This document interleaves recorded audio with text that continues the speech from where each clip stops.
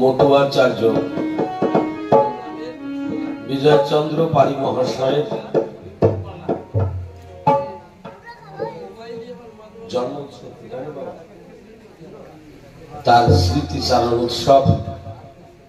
আমি বছর 3 আগে একবার এসেছিলাম, এবারেও এসে আমি সেই অনুষ্ঠানে যে উপস্থিত হতে পেরেছি আমার পরম করুণাময় পূর্ণব্রহ্ম শ্রী শ্রী হরিচাঁদ ঠাকুর এবং জগৎমাতা শান্তিদেবীর অশেষ অশেষ কৃপা, তৎসঙ্গে গুরুচাঁদ এবং সত্যভামা দেবীর কৃপা না থাকলে এই মহামানবের স্মৃতিচারণ উৎসবে আমার মতো দুরাভাগ্য রিপন বাগড়ি এসে উপস্থিত হতে পারত না। আরো বড় সৌভাগ্য, আমি যেদিন হাওড়া থেকে ট্রেনে উঠি দাদা ভাই চান্দু বগলের সঙ্গে আমার স্টেশনে হাওড়ায় দেখা, দুজন এক ট্রেনেই এসেছিলাম, তখন কথা হয়েছিল আজকের দিনের, তাই তার কথা রাখবার জন্য আমি যথেষ্ট চেষ্টা করেছি এবং অনেক দূরেই ছিলাম। আপনারা সবাই আশীর্বাদ করবেন যে মহামানবের অনুষ্ঠানে এসে আমি উপস্থিত হতে পেরেছি, যিনি জীবনের ঐকান্তিক অক্লান্ত পরিশ্রম দিয়ে এই মতুয়ার ধারক বাহক হয়ে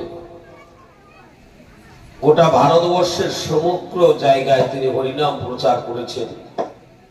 আমি আমার ক্ষুদ্র জ্ঞানে মনে করি তিনি একজন মহান ত্যাগী মানুষ। কারণ উড়িষ্যা মালকানগিরির ভিতরে আপনারা যারা আছেন তার একনিষ্ঠ ভক্ত, তার প্রতি আত্মবিশ্বাস এবং তার প্রতি আত্মত্যাগী বাবু সুভাষ তরফদার যে কথা বলেছেন সেই জায়গায় আর কিছু বলার থাকে না, যে আমার ওই সাইকেলের দোকানে হাতুড়ি পিটাতে হতো,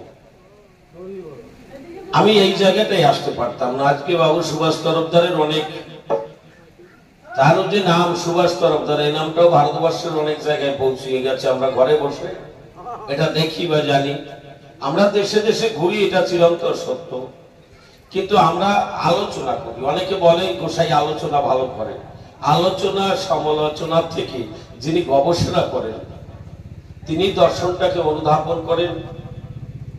তার পূর্ব সত্তার কৃপা না থাকলে, কোনো মহতের স্পর্শ না গেলে এটা বাস্তবিক হয় না। কারণ আমাদের ভিতরে প্রতিহিংসা, এই প্রতিহিংসা আমাদের দগ্ধ করে খায়। আমি লক্ষ্য করে দেখেছি, আমিও তো ঘুরি ভারতবর্ষের কোনায় কোনায়, আমাদের একে অপরের প্রতি দগ্ধতা সৃষ্টি হয়, যেটা আমার হরিচাঁদ ঠাকুর নিষেধ করেছিলেন। তাই তো বাবা, অহিংসা পরম ধর্ম, পূর্বের থেকেই বুদ্ধের থেকে এই কথাটাই প্রস্ফুটিত হয়েছিল, কিন্তু আমাদের ভিতরে সেই জায়গাটাই যেটা আমাদের পতনের মূল কারণ, আমরা সেটা করি। আমাদের না আছে ইষ্ট ভক্তি, না আছে গুরু ভক্তি, না আছে কারো প্রতি আত্মসমর্পণ, আমাদের না জেগেছে আমাদের আত্মজ্ঞান। একটা মহর্ষের স্পর্শে গেলে যে জ্ঞানের উদয় হয় তাকে বলা হয় দিব্য জ্ঞান। সেই দিব্য জ্ঞান যদি দেহে প্রস্ফুটিত না হয়, তার দিব্য নয়ন প্রস্ফুটিত হয় না, সে কখনো দর্শন করতে পারে না, দার্শনিক হতে পারে না। আমারও পরম সৌভাগ্য, আপনারা আশীর্বাদ করবেন। এই জায়গায় এসে স্বাভাবিক, এটা সবারই হয়, কলকাতার যে আবহাওয়া, এখানকার আবহাওয়া একটু আলাদা। এখানে এসে জল খাবার পরে ঠান্ডা জল, এই পাথরের জল খেলে গলায় চাপ পড়ে, 2 দিন পরে আবার ঠিক হয়ে যায়, কিন্তু সেট হতে একটু সময় লাগে। আমার সহযোগিতা করবেন, যেহেতু একটা গান হবে, আমাকে সবাই সহযোগিতা করলে হয়তো হবে। আমার গলাটা চেপে গেছে, আর এত রাস্তা আমি মোটর সাইকেলে এসেছি।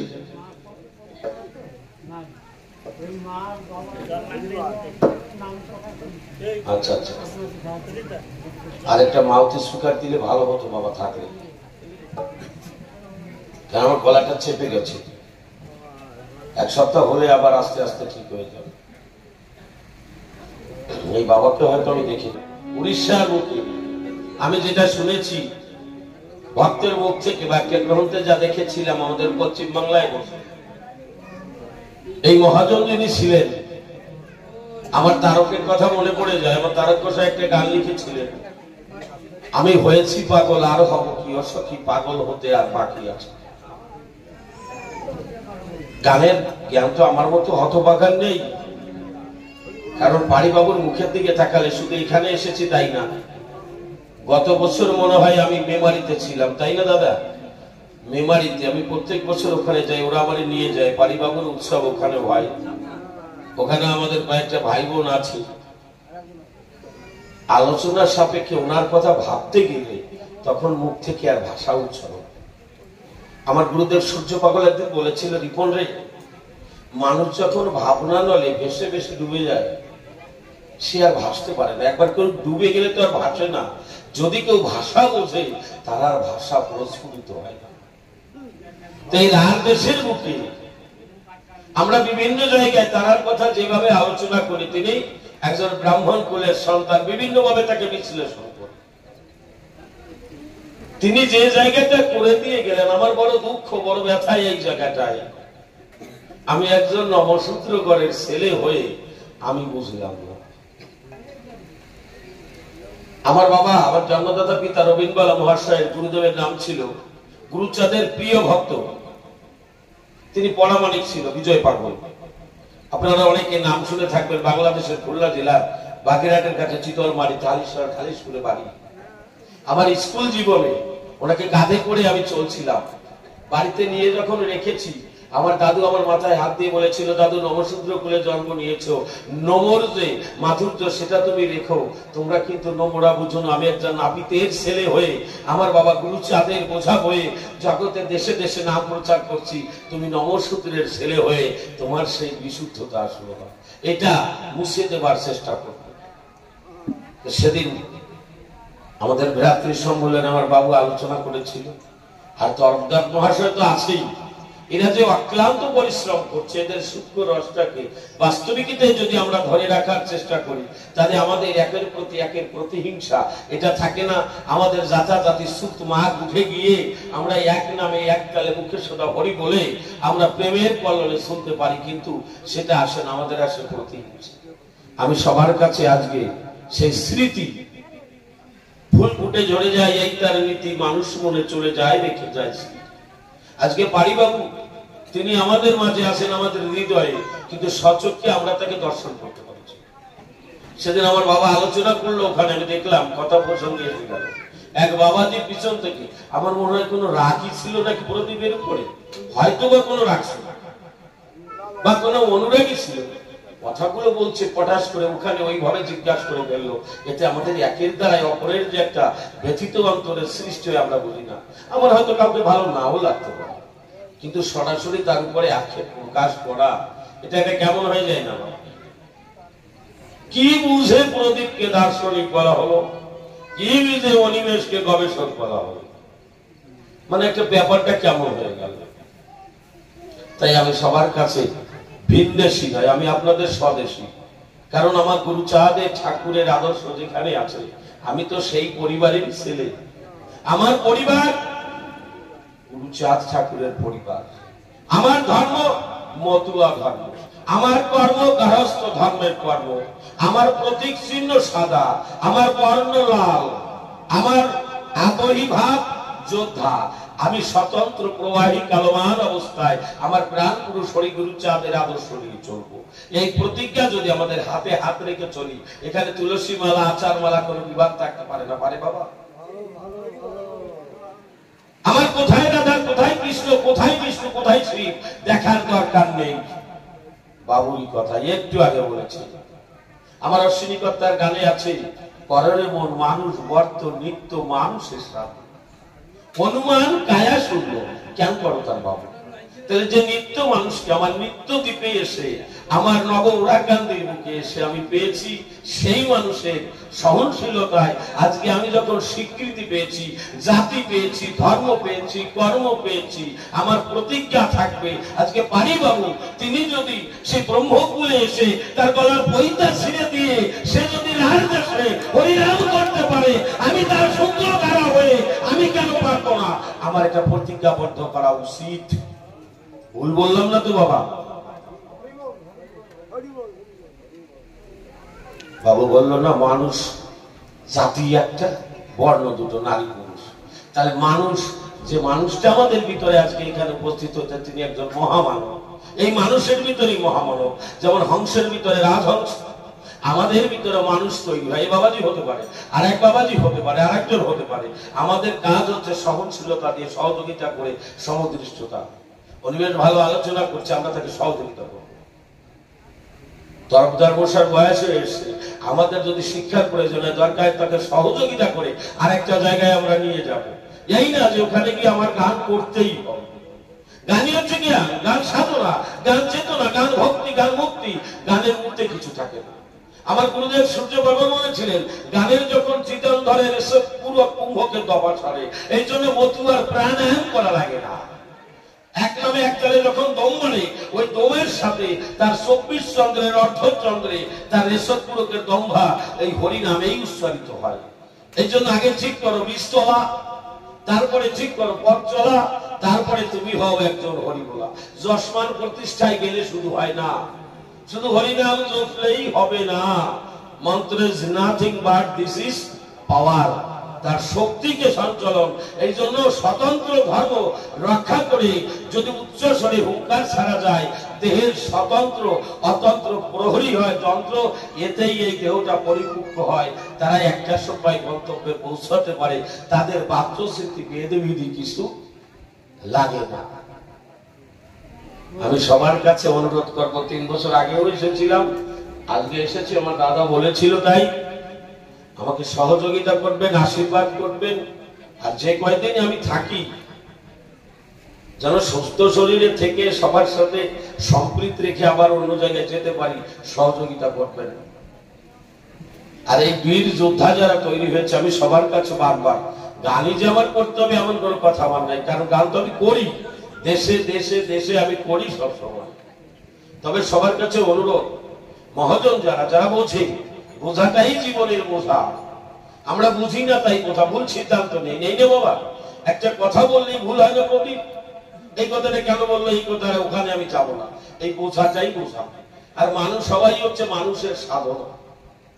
এর জন্য যে ধরতে পেরেছে, যে ধরেছে তাকে ধরে নিরিখ ধরে কর সাধন। অধর ধরা ধরবি যদি ওরে আমার, সেই অধরকে যদি বিজয় পানি ধরতে পারে,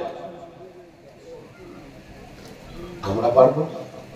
আমরা বিজয় পারি যে আদর্শ নিয়ে গেছিল পারিবাবুকে, আমি হয়তো দেখি, আমি দেখেছি, আমি সংগ্রহ করেছি, কিন্তু তার সূত্র ধারা যারা ধরে রেখেছে, যে ব্যক্তি উচ্চারণ করে, সত্য বলাই তো বাহুবল।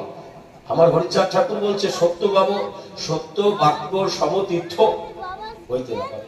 আমার খুব আনন্দ পেলাম, আমার বাবু বলে ফেললো যে আমার হাতুর ধরা বন্ধ হতো না।